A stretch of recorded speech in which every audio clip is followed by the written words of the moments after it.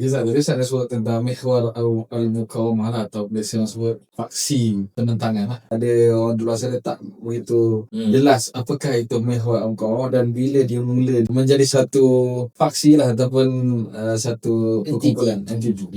Sebenarnya untuk kita faham Mihwar Al-Muqawamah ataupun Axis of Resistance ini, kita perlu undur ke belakang sikit. Yang pertamanya ialah ia terbentuk hasil daripada asas Republik Islam Iran itu sendiri yang meletakkan salah satu daripada polisi negara membebaskan Baitul Maqdis dan Al-Masjidil Aqsa dan Palestin secara umumnya. Jadi selepas daripada berakhirnya perang Iraq-Iran, berlaku beberapa perkembangan. Ia telah menghadkan perjuangan rakyat Palestin untuk membebaskan Baitul Maqdis. Maka Iran telah mengambil satu step untuk memainkan peranan bagi membebaskan Baitul Maqdis. Maka di situ Iran telah menolong dan membantu kumpulan-kumpulan yang mempunyai hasrat yang sama. Sama ada daripada Sunni ataupun Syiah.